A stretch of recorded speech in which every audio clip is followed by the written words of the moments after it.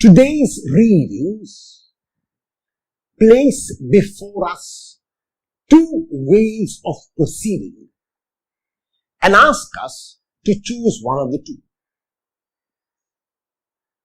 On the one hand is the way of the world, and on the other is the way of God.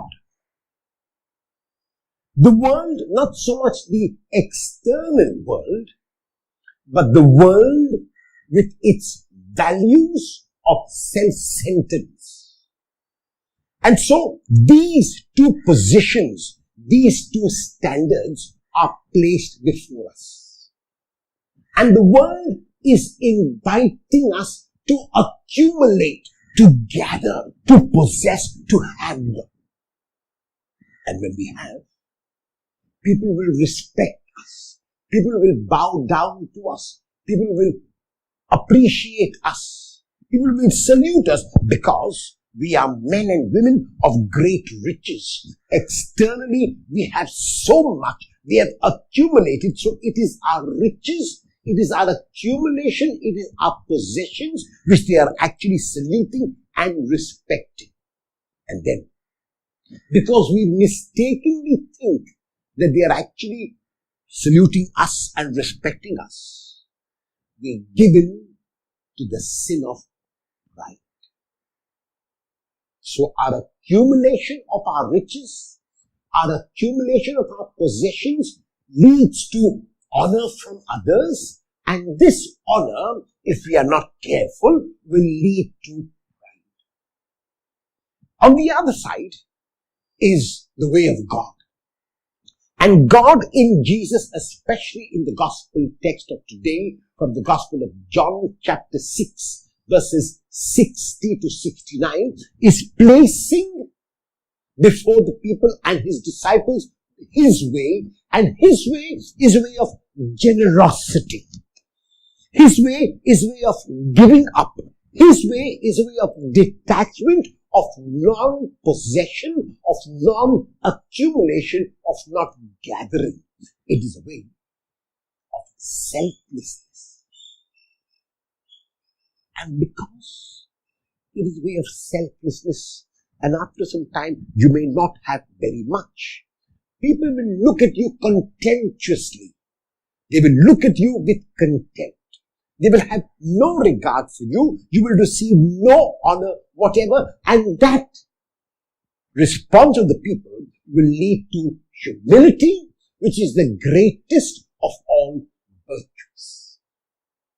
In the first reading of today, Joshua places before the people these two ways and asks the people, the elders of the people, the judges, and the whole congregation to make their choice. He says to them that God is not going to force them.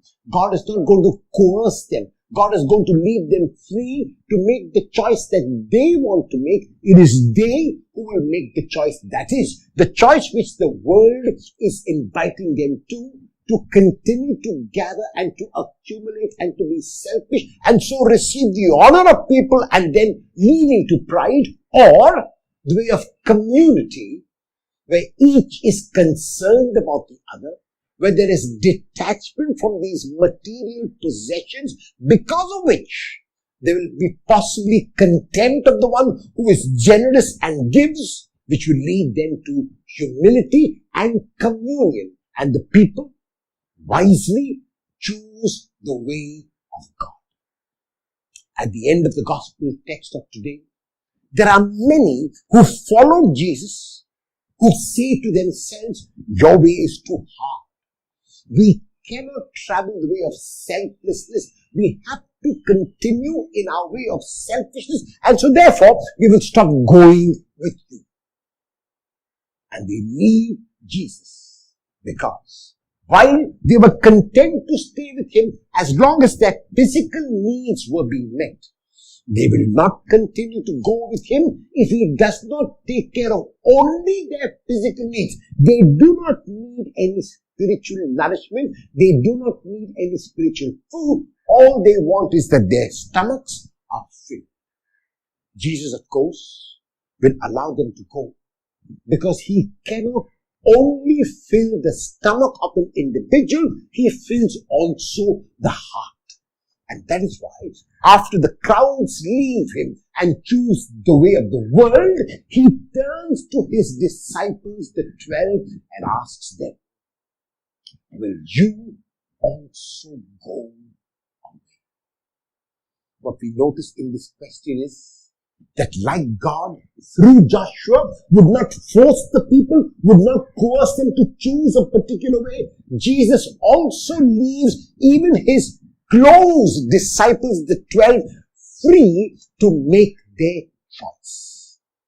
Peter, as a representative of the disciples, answers the Lord's question, saying that he and his companions realize that the Lord is all and in all, and it is only the Lord who can satisfy completely. And so Peter, along with his companions, has got nowhere else to go except to the Lord. These two standards, these two positions, these two ways are constantly being placed before us.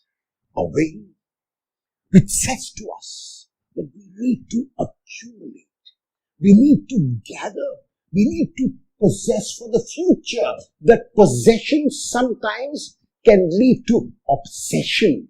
Our planning for tomorrow can lead to obsession because we have got so much that we do not know what to do with it. Very clearly, 1 or 2% of the world's population is controlling close to 90 and more than 90% of the world's wealth. What does it mean? Very clearly it means that these 2% have decided to follow the way of the world. We are the ones who have left Jesus and gone their own way because the teaching of Jesus was too difficult to accept. The world honors them. The world looks up to them.